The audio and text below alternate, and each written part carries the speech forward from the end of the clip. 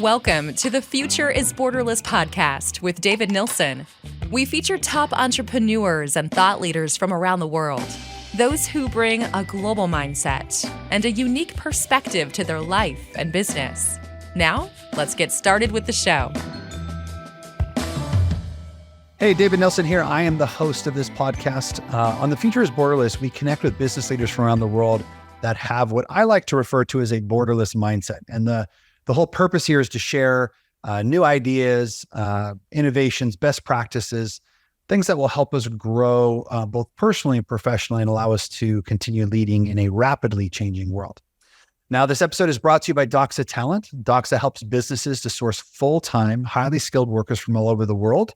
And as a result, these companies can scale faster, increase margin, and improve culture. They provide everything from accountants to sales development reps, virtual assistants, even software engineers to both publicly traded companies and local small businesses. And if you want to learn more about how to grow your business with offshore workers, simply contact or go to doxatalent.com. All right. Well, I'm excited for today's show. We've got Caryn Kopp, who is the chief door opener at Kopp Consulting, and she has empowered thousands of businesses to secure pivotal meetings at the executive level. She's recognized as a best-selling author and also public speaker. She's been on inside many publications, including Forbes and Fortune. And her services, which are delivered by a team of highly skilled door openers, ensure that your high-level prospecting is handled effectively.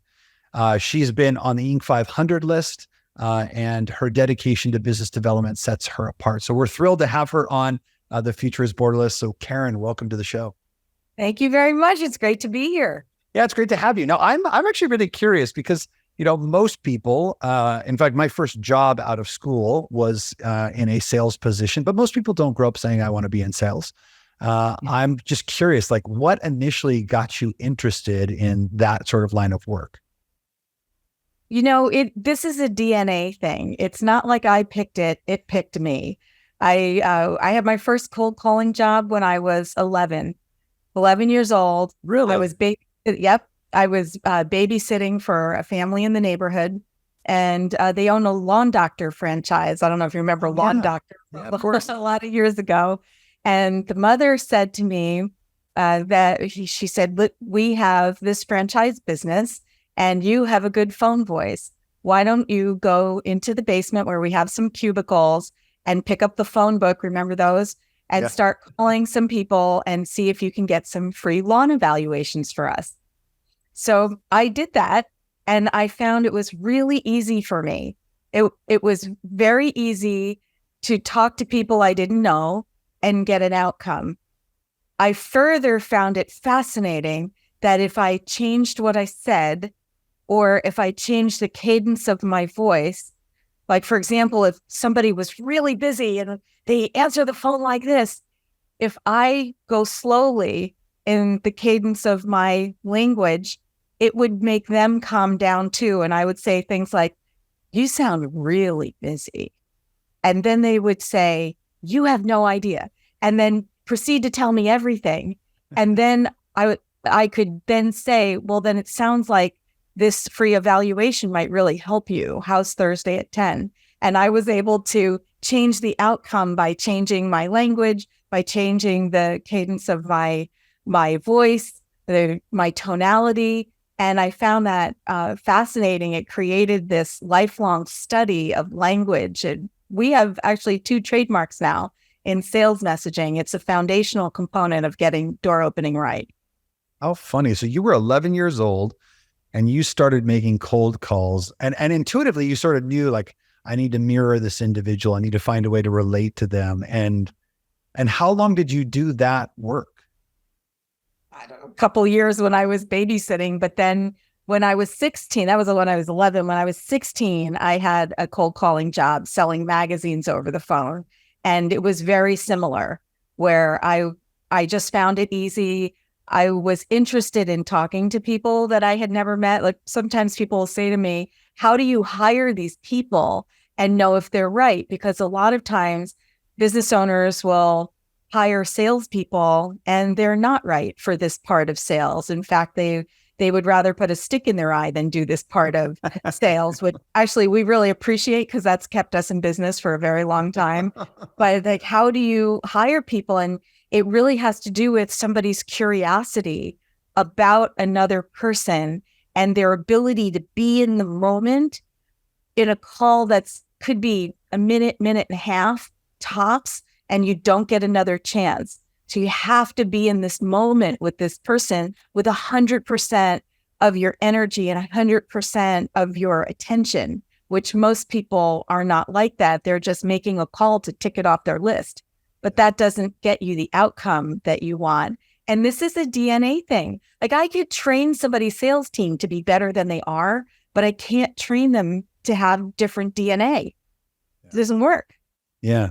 So how, like, if I think about it at the getting in the door, I should say, with executive level prospects is arguably one of the more difficult things to do in sales, bar none. And it's, to your point, you said that you've been doing this for 20 plus years. It's not something that people typically like to do. And even if they enjoy doing it, most people aren't very good at it. So like, help me understand, like, what are you guys doing differently that's allowed you to sort of continue in this line of work where so many other companies are struggling? Yeah, it's a great question. And in my seminars, I talk about the 5 planks of door opening success, where every single one of these planks has to be in place in order for the right doors to open. And while I'll skip forward, which really bugs me because I'm a very methodical person and I like to do first, second, third, the 4th plank is the right door opener, which we were just talking about. So if you hire the person who doesn't say, I have to make phone calls, but you hire the person who says, I get to make phone calls because this is the work that they love to do, you are in a much better position to not have the situation that you're talking about. This sales hire, the door opener role, is the most common form of sales mishire. And it'll take a business leader about 6 months to realize that the person they thought was right, because they told them they were right, everything looked right on paper, was not right. 6 months. And that sales leader is going to want to jump out the window about every month. I've seen sales leaders handle this in a variety of ways. Like, sometimes they'll put people on a performance improvement plan. Sometimes they'll throw money at it. Oh, if I give them more incentives, it'll actually make them want to do this. No, it's not a money thing.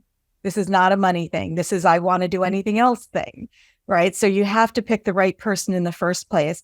Out of all the sales hunters, what people have to understand is that a hunter is not a hunter is not a hunter. There are different kinds of hunters. That's the blind spot. There are those who are great at the meetings and then bringing it over to the close. We call them the closers in our world. And then there are other hunters that are the openers. These are the people with the DNA, and they want to do this work. They don't have to be at a networking program in order to start up a conversation with someone they don't know. This is a different kind of person.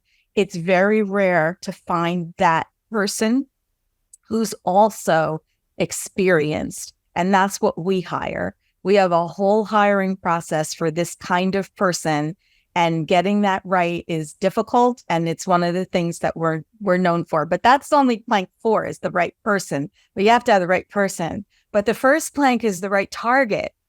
It's all about the strategy behind who do you need to meet in the first place and who needs to meet you. People say it's about who you know. It's not. It's about who needs to know you, right? Because the people you know may not need you. The people they know may not need you. So first of all, who needs to know you? And that has to do with who is going to find you to be the obvious solution. Once they find out that you're there, they wouldn't take a step without you by their side. Who is that? Who will also willingly pay what you want to charge for your products and services. Not everybody who should buy on value does buy on value. And if you sell on value, you need to talk to the people who feel that way too. But if you're targeting everybody, then you're going to spend lots of time talking to all these people who will never, never, never pay for value, no matter how good your argument is. Doesn't matter. Yeah. So how can you figure out how to move those aside and focus here? on the people who will, who also feel urgency around doing so that as you enter their lives, you're closer to the time that they need to make a decision. Let me just stop there and see. Yeah. But I've got the other planks to go over. Well, we can get there. Yeah, it's funny. Like I think, whenever you start a business, and it's not just when you start, but you should continue to go back and look at like, who's my ideal customer profile, my ICP, right?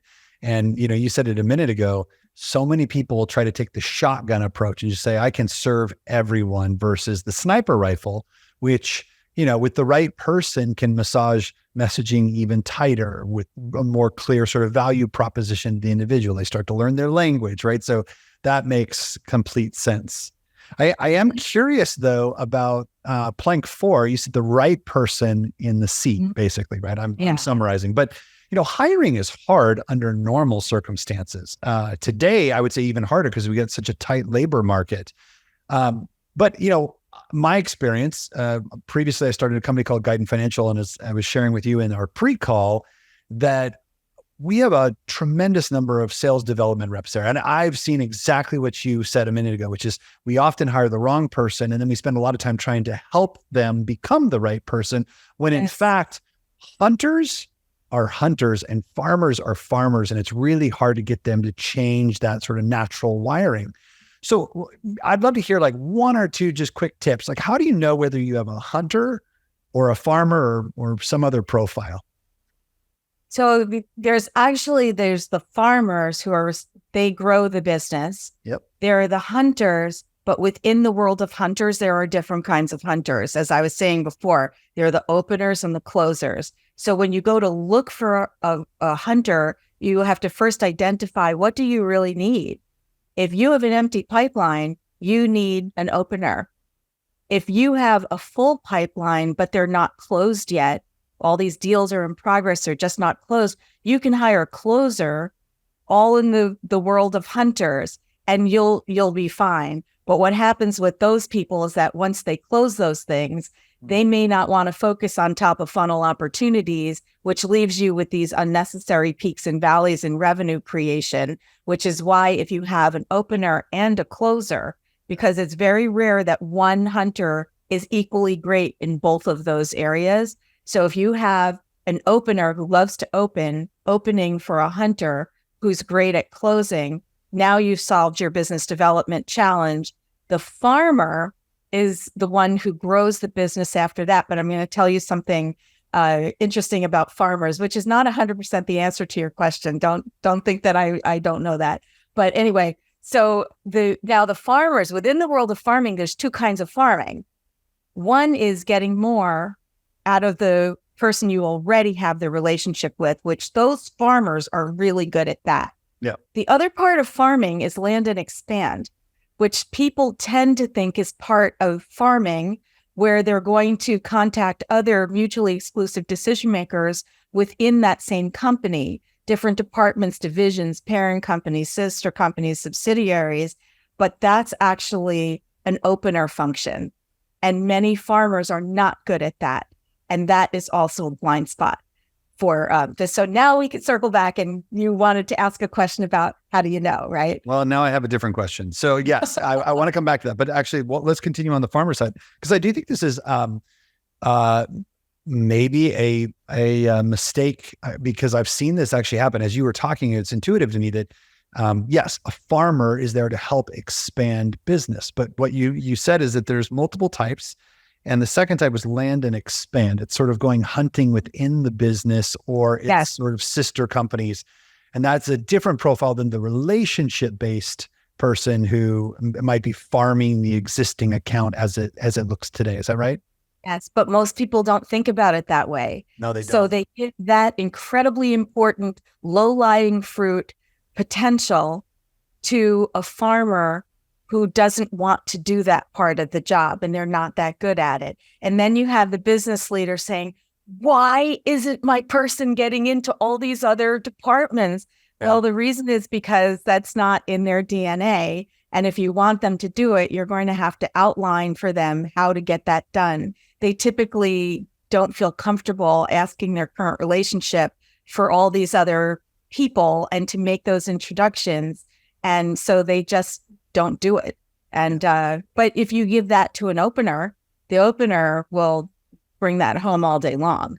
All right. So going back to then the original question is, how do you know whether you have that hunter or that thoroughbred, the person that, you don't have to push them out to try and, make some phone calls. You're the one sort of bridling them, if at all. Like, how do you know you've got that person? Well, if it's before you hire them, you want it in the job description. You can say things like, in this role, you will not be given any prior relationships. You will have to create an entirely new territory from scratch. People who don't want to do that are going to pole vault over furniture to get away from that job description. They don't want that. That's awful to them. Yeah. But if you already have that person on your staff, you could say, if I completely take away all your relationships and you need to go after this list of prospects that I'm going to give you, how do you feel about that? They're probably not going to want to do that, right? So when we're hiring people, it's the job description, and then it's questions. Certain interview questions will help. And people who are listening to this podcast, if they want those questions, they can write me an email, Kopp, CKOPP at koppconsultingusa.com, KOPP consultingusa.com, and I will send you that list of questions.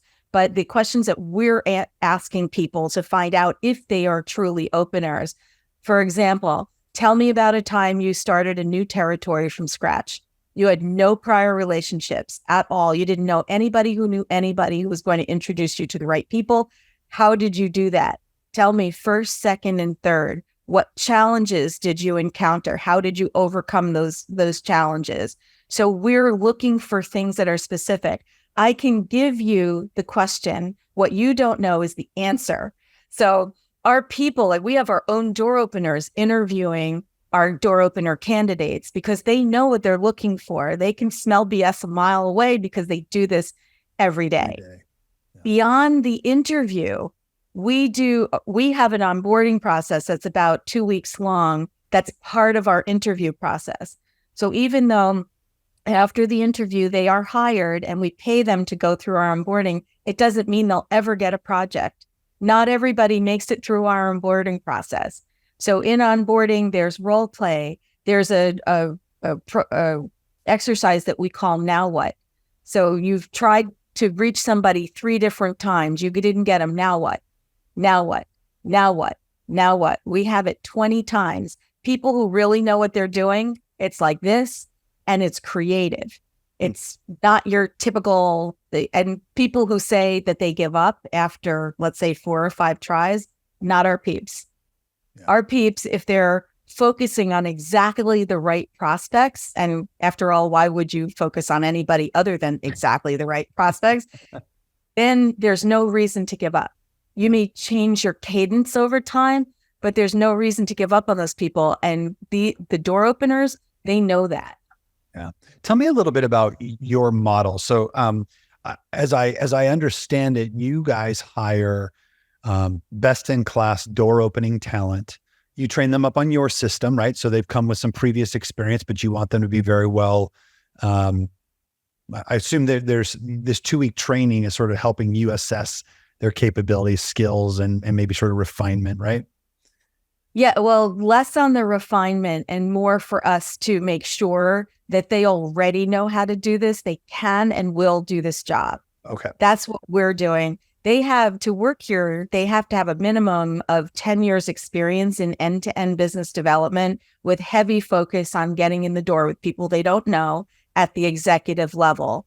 Because what I found over time is that when I hire people like that, and most of them were here about 15, 20, 25 years doing this, many have been corporate decision makers before. They've already made the mistakes on somebody else's time, realized what didn't work. They only do what does work.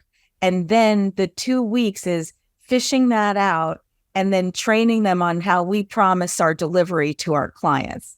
Yeah, got it. And so then if I were a customer of yours, am I paying you as a recruiter to help me get that talent, or do you give them, or do you lease us a portion of their hours to do door opening on my behalf? Sorry, that was a mouthful. B. B. Okay, good. I just wanted to clarify. Yeah. Yeah. I wanted to clarify the model for everyone so that at least there was some context for that. But that actually brings up my question then, which is, outsourcing aspects of any part of your business is becoming more and more common. Yeah. When is the right time for someone to think about outsourcing that door opening function of their business? And at what point, if any, do you see that it makes sense to bring that in-house? Like, how do you think about the tension between those two things? Yeah, interesting. So when a couple different scenarios will exist when people should be considering outsourcing. The first is if your current team can't get as many of the right meetings as you need, then it's time to look at outsourcing as an option.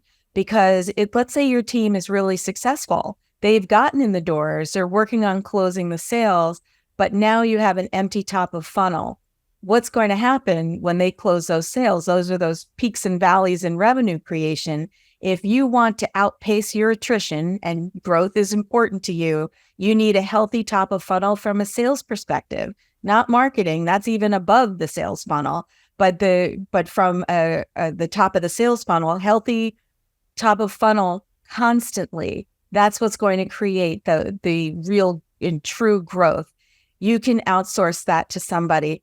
Let's say you're looking to hire a salesperson.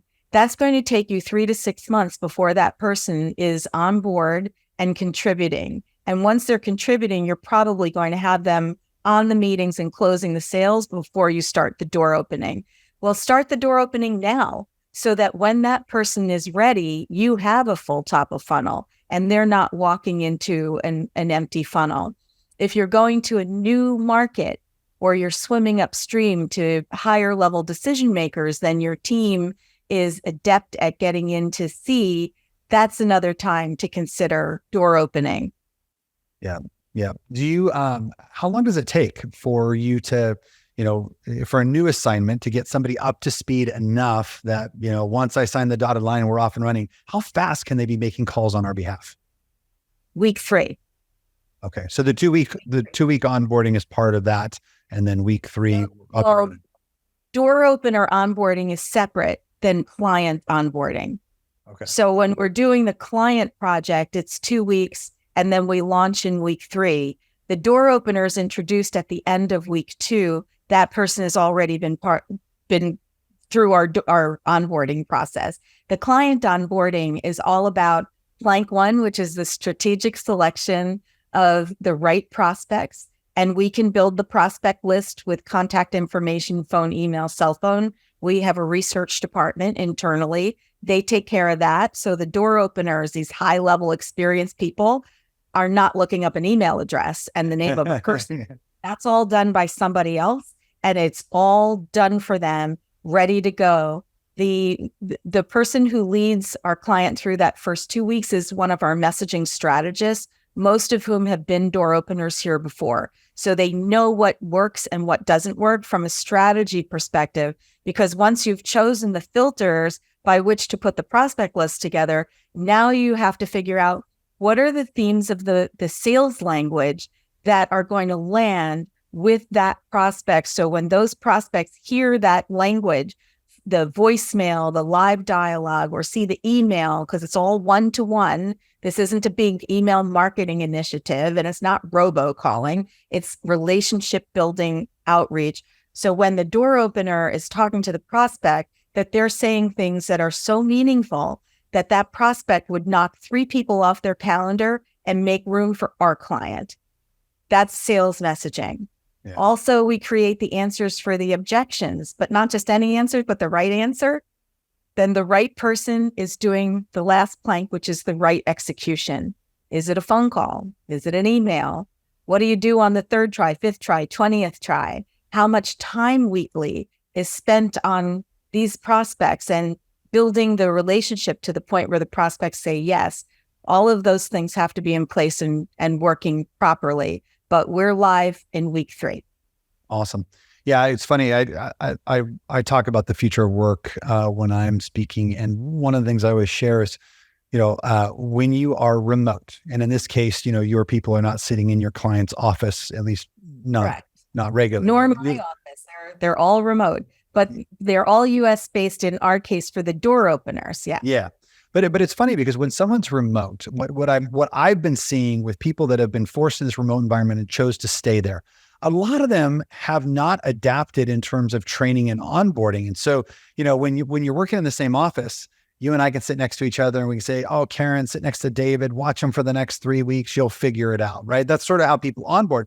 And in the remote environment, it takes a lot more discipline and specificity to make sure it's done well. And so I love how you sort of design this 2-week onboarding program with your client. There's this co-creation that occurs to make sure that when they jump on the phone, they're highly effective. So I just wanted to call that out because I think that's a really important point that a lot of companies are missing, outsourcing or not.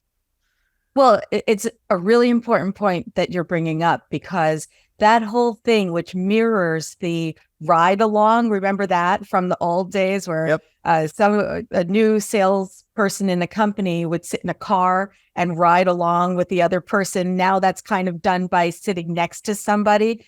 I do not recommend that at all as an effective way to onboard a new salesperson. And here's why. Just because the salesperson who's been doing well can talk the talk and it's rolling off their tongue, somebody who sits next to them may hear that person doing it, but that does not mean that that person has internalized that language and can come out with it in a performance moment. I recommend create the sales messaging document, and playbooks are really great, but they're often not specific enough when it comes to the different parts of the sales process and the sales messaging. So if you're having a playbook, go a little deeper than people normally do when it comes to sales messaging. Have your new seller review that language, role play, and then practice in a non-performance moment. So you know that person, when they're in that moment, they can't say, hold on a second, I'm going to look at my document, or hold on, I'm going to go ask Jerry because I sat next to him during my onboarding. No, they know this and they can come out with it. And more so that they're able to weave to the left and weave to the right. When you do role play, couch the scenarios, the objections in scenarios, so that the salesperson has to pick out which objection they're facing so they know which answer to use. It doesn't often come out exactly as you wrote it in your playbook. So sometimes the prospect is using different language. And in order for the salesperson to be successful, they have to figure out which objection it is so they know which answer to use. And then that person is ready to talk to your prospects. Yeah, I love it. Let's talk about your story. So I want to transition a little bit away from the sales component, but really more your story. I'd love to hear from you maybe a challenging moment that sort of shapes your business philosophies, or something that you experienced or have done historically that sort of shifted how you think about running a business.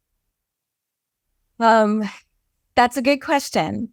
I think there was there were two pivotal moments actually in my business pretty early on that shaped the way this business came about and the delivery that we do for our clients. And the first one was, do I hire low-level sellers or do I hire senior level sellers? And I'll tell you exactly how this came about, this decision. So I was our first door opener. It is by far my favorite thing to do, like when I was 11, but I don't get to do it anymore because somebody, likely an EO or YPO or somebody, told me I have to run the company. So that's what I have to do. But when I started the business, actually my children were very little and they were in nursery school, and I worked only 15 hours a week, no exceptions. That was my choice in that time of my life, after having a long career in sales and brand management marketing.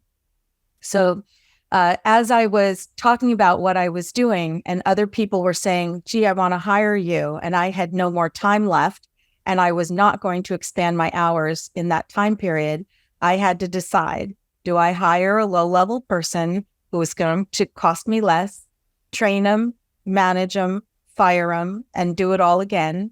Or do I hire a senior level person and hand them a project because they would know what to do? Because the decision was entirely driven by my children's nursery school. because I was working 15 hours a week and I had my own clients and I did not have time to spend with somebody who was low level and teach them everything I had learned over all this time in sales and in marketing. So I hired the person who replaced me in my last business development job, and I handed her the project and she knew what to do. And that meant I needed a very thin layer of management because she knew what to do. She loved this job. She did it. And that became the business model over the course of time. We now have 43 people in our company. It's not just one or two.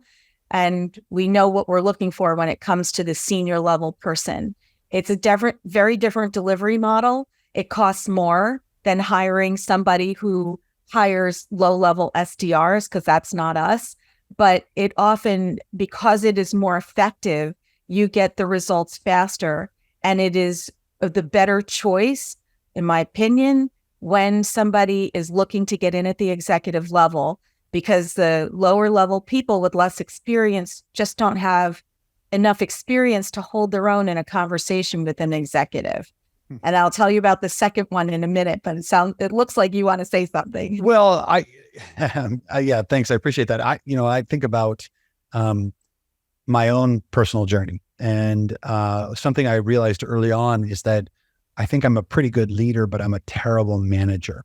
So when I think about hiring people, bringing them on board, training them up, like a question is, one, am I competent in the function I'm asking them to play? The second is, am I capable of transferring that knowledge? And the third is, do I even have the capacity to do that? And generally the answer is no for 2 out of 3 of those. And so, I think I love, and I've always gravitated towards hiring people that were experts in the function so that I didn't have to train them up, knowing that I'm going to pay a little bit more, but they're going to deliver value faster. So there's philosophical alignment in terms of what you were just saying. Well, it is. And in fact, if our clients and if the people who are out there listening to this knew how to set this up, they wouldn't need me. But for the people who don't know how to set this up, you could spend years doing it wrong. Even if you later want to bring somebody internally in a sales role, get this set up first so that when you hire that person, you have experts who have done the targeting, the messaging in a way that really works, the answers for the objections, the person who is in the role, even in our client's office, is the right person, because we already know a lot because we've been doing the door opening for a while. And then we can transition it over to our client. Like that works too. The other real point of inflection was a couple years into the business when I had a couple of door openers and I was handing them projects. What I learned was that not every person who's a great door opener, like we already talked about, not every great hunter is a great door opener, but not every great door opener is a great sales messaging strategist. And that was a surprise to me. I thought my business model was going to be, I can hire these people and they're really hard to find, but that I can hand them a project from the beginning and they would be able to set up the strategy. But I was wrong about that. And it was a big surprise because I just figured if I can do that, if I could figure out what are the exact right prospects who are going to be more likely to say yes and figure out what to say to them that's still meaningful, which is not a value prop. Value prop is a marketing term. We're talking about sales language here. If I could do that, then everybody else who's a great hunter great opener can do that too. But that wasn't the case. So I ended up separating that, right? Just like we separate the door opening from the closing. Now within the world of door opening, I'm separating the strategy piece with the messaging to the person who's doing the work of building the relationship and doing the outreach, who's a super senior person. And then I needed a process for that. So I was the one who was doing it. And I could only take on a certain number of new clients because of my own capacity issues. And I had to figure out, how do I systematize this? Which wasn't easy because somebody will say, well, what do you do? And I'm like, I don't know. I figure it out, but that's not good enough for somebody to step into this job. So this person hiring this person who has to be his door opener here first, and then training them on this process, which we now have trademarked as moment of yes, sales messaging, is also something that we had to build into the company that didn't exist. So for the people who are listening, it's not only if they don't have the right people, but if to do the door opening, but if you don't have the right people who really understand sales language and how do you choose the exact right prospects. And I don't mean just size of company, level of decision maker, industry, niche, and geography, but what about those additional filters that help you get closer to a prospect who's more likely to buy sooner? That's a strategy component. And finding those people, that's even harder. And that's where we bottleneck in our business, is that we have now a training program for that function, but there's only so many people we have too. Yeah. So it's funny. I think about hiring salespeople, right? And historically, what has happened is I've gravitated towards those people that are naturally like me. They're bigger personalities. They're fairly eloquent on the fly. But what I'm actually hearing from you is that when it comes to door opening may not be the key issue. Like having a defined strategy and a great process is maybe equal to or more important than being able to riff on the fly. Yeah, it's just as important as, because, this is why there's the sequence where the first one is the right target. Because if you're not talking to the right people, the right prospects, nothing matters. I don't care how gregarious your person is, your salesperson. If they're not talking to the right people, you're never going to have the right closed deals. Right? One of our core values is to create important wins for our clients, not just any win, the important wins, right? So that starts with the right target. But if you have the right group of prospects and you don't know what to say to them, what's the point? You're sunk, right? But if you know what to say to them, but you can't answer their objections, then what's the point? If you don't have the right if you have all that strategy, but you don't have the right person who knows how to build these relationships with people they don't know and loves that part of the job, because if they don't, it's really torture, then what's the point? And if that person doesn't have enough time to put into this and to know what they need to say on the third try, fifth try, 20th try, then what's the point? So I would argue that all 5 of those planks are equally important. And if you saw the visual that I use in my seminars, it's a chasm and a bridge across a chasm. And if any one of the planks on the bridge isn't there, the whole bridge falls in. Yeah.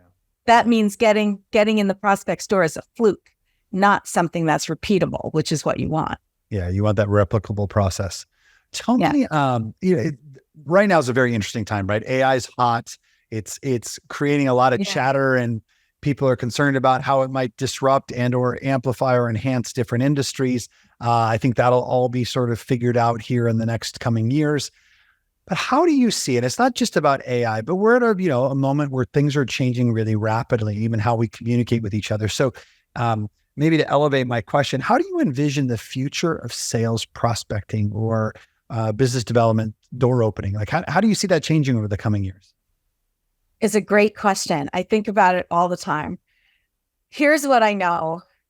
People, even when email marketing came on the scene and companies like, great, we don't have to talk to these people who are prospects anymore. I could just send them emails. And then we realized that was not going to build a relationship with someone. It's one component, the email, but what about the phone call? The email, phone in combination with LinkedIn and some of the social, all these things work together, but without human contact, a relationship can't be formed. And that's what, if I was going to say to you, you're a business owner, you've been a business owner for a long time. If somebody who didn't know you wanted a relationship with you, what would it take? And you would say to me, that person's going to have to do their research on me. They're going to have to say something that's meaningful for me and not for 999 other people, right? I don't want to see at the bottom of the email, unsubscribe if you're not interested in this anymore, because that doesn't mean somebody really took the time to try to build a relationship with you. And you're going to say, they have to reach out to me more than once, because I'm not going to respond to an email. I'm not going to respond to the first, second, or third voice messages. But if they're saying something that's so meaningful to me, I may take the time to listen to them, but only if they keep contacting me. That's what you're going to say to me.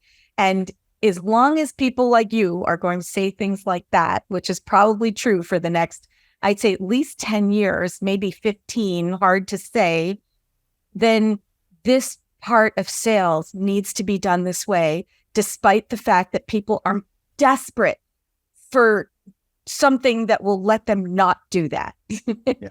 But if you want a relationship with a human, it involves humans, right?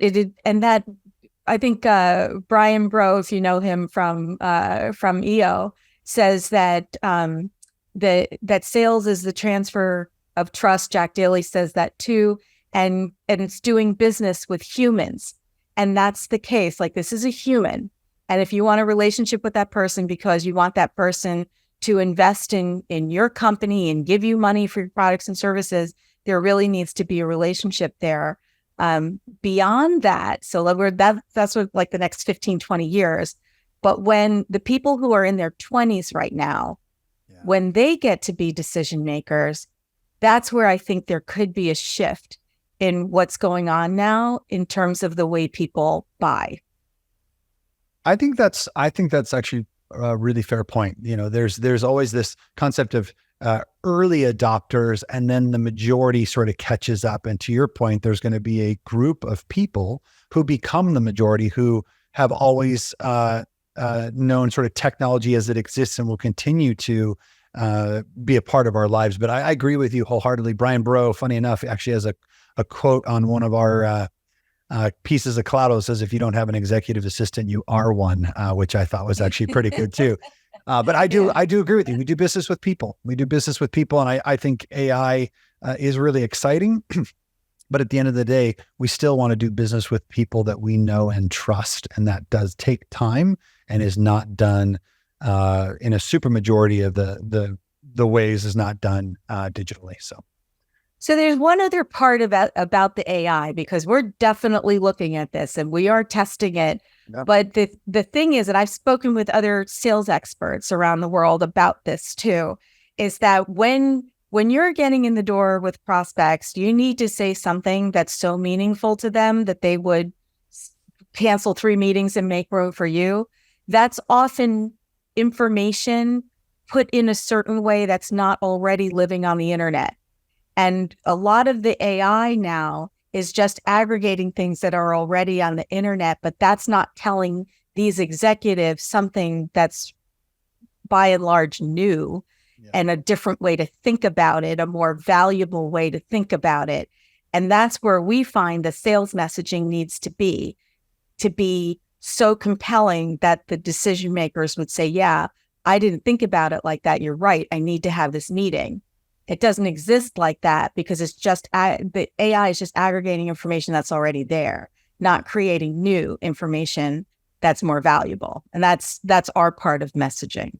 Yeah, no, it makes total sense to me. In fact, even as we look at our own industry, you go to 10 different websites and you see just a small variation on the same point. So it's absolutely the case.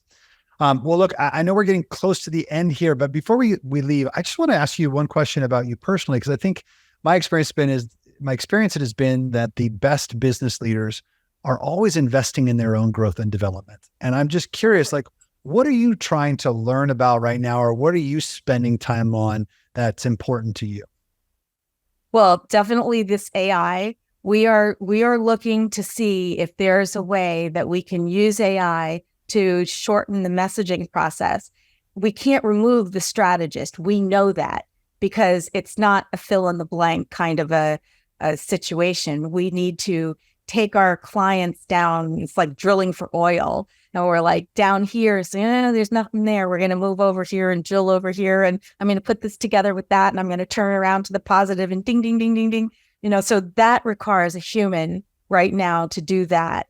But once we have that, can we streamline the process of messaging? So we're investing in this. We're learning about this. I'm asking other people who this is one of the things that's really important to us that we're on the path to. And then, of course, always leadership.